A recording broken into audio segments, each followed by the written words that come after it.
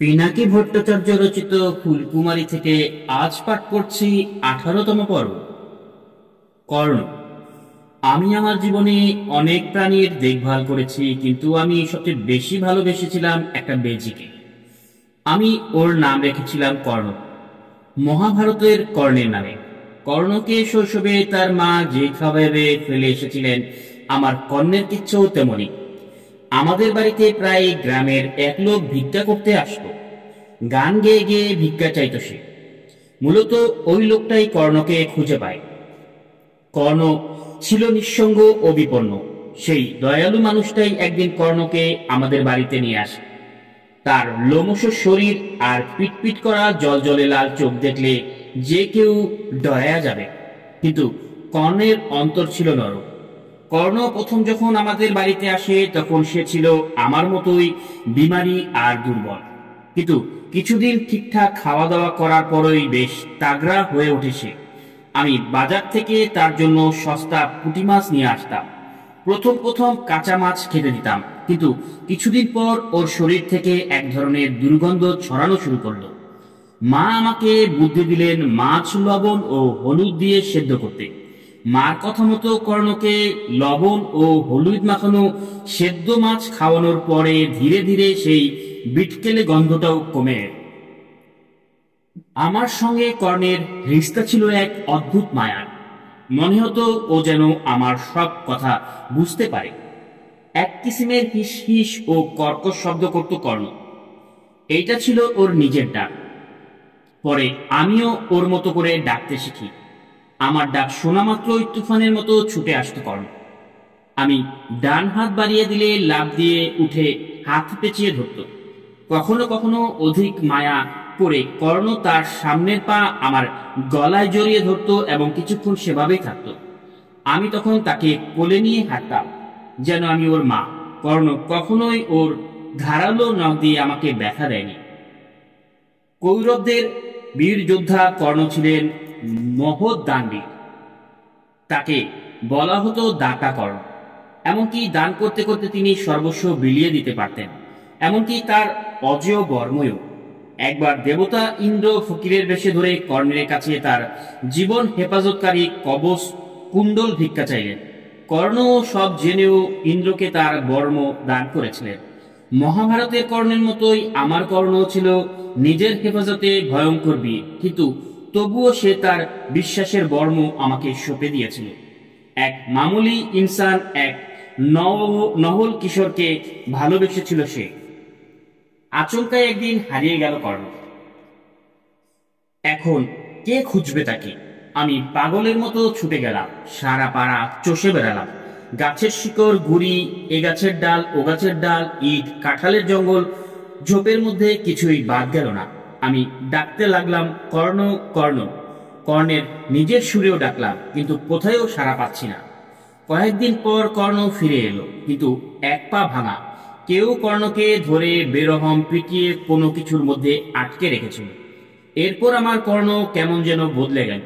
খুঁড়িয়ে খুঁড়িয়ে হাঁটতো, কাউকে ওর কাছে আসতে দিত না, আমার ডাকেও সাড়া দিত না, আর কোলেও উঠত না একদম। সারথীপুত্র কর্ণ যেমন তার বর্ম দান করার পর যুদ্ধে নিহত হয়েছিলেন, আমার কর্ণ বেশি দিন বাঁচেনি। মানুষ তার উপর যে জুলুম ও বেইনসাফি করেছিল, সেটা তার শুধু পা নয়, আত্মাও ভেঙে দিয়েছিল। মানুষের প্রতি তার যেন ঈমান এক লহমায় হারিয়ে ফেলেছিল সে। কর্ণ কখনো কারো কোনো ক্ষতি করেনি, কিন্তু তার বেঠক চেহারায় ছিল তার অপরাধ। সে সময় আমি শিখেছিলাম, কাউকে সম্পূর্ণরূপে বরবাদ করতে চাইলে তাকে এইটুকু বোঝানোই কাফি যে তুমি আমার মতো না, তুমি আলাদা। এখনো আমি আমার খোয়াবে কর্ণকে খুঁজি। আমি আমাদের গলির শেষ মাথায় যাই, সেই জলেশ্বরী মন্দির পর্যন্ত, যার নামে আমাদের পাড়া জলেশ্বরী তলা বলেই পরিচিত। জলেশ্বরী হলো মা কালীর স্থানীয় নাম। আমরা তার ছায়ায় বসবাস করি। মন্দিরের সামনে দাঁড়িয়ে আছেন মা, তার হাতে কাটা মুন্ডুর মালা, গলায় ফুল, দাঁতে জিভ। ঘুমন্ত স্বামী শিব তার পায়ের নিচে শুয়ে আছে। কালী সময়ের প্রতীক, সৃষ্টি ও বিনাশের দ্রৌপদী চক্র।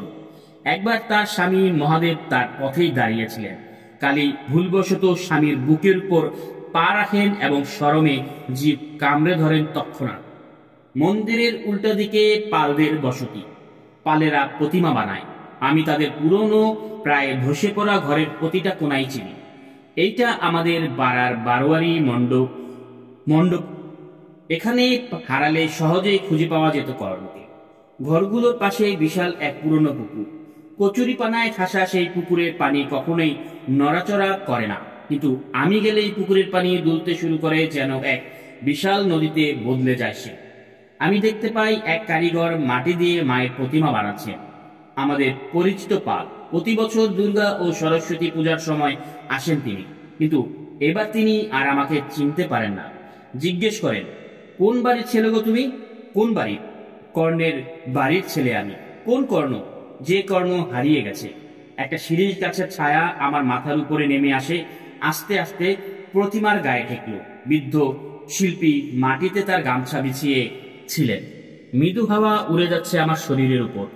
গামছার উপর শুয়ে পড়লাম আমি। কখন যে গভীর ঘুমে তলিয়ে গেলাম টেরই পেলাম না। একটা বিড়াল দাঁড়িয়ে আছে স্থির।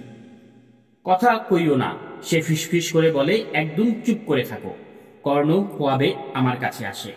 সে আমার পায়ের কাছে শুয়ে পড়ে আরাম করে। তার নরম লোমশ শরীর আমার গায়ে লেগে থাকে। সেই বৃদ্ধ প্রতিমা শিল্পী তার কাদামাখা আঙুলে আমার কপাল ছুঁয়ে বলেন, তুমি যেন কোন দিন হারায়ও না খোকা। কিন্তু আমি কিভাবে হারাবো? আশপাশে কেউ যদি নাও থাকে, কর্ণ থাকবেই। সেই হারাতে হারাতে আমাকে ঠিকই খুঁজে নেবে। কিন্তু অনেকদিন পর সত্যি হারিয়ে গেলাম আমি। একটা ছোট্ট ব্যাগ কাঁধে নিয়ে হাঁটতে হাঁটতে আমি আমার দেশ ছেড়ে এক অজানা সীমান্ত ধরে হারিয়ে গেলাম। আমরা কোথায় যাচ্ছি? কর্ণ ফিসফিস করে জিজ্ঞেস করে। কোথায় যে? আমি বললাম। আবার হারিয়ে যাচ্ছি আমরা, কর্ণ বলল।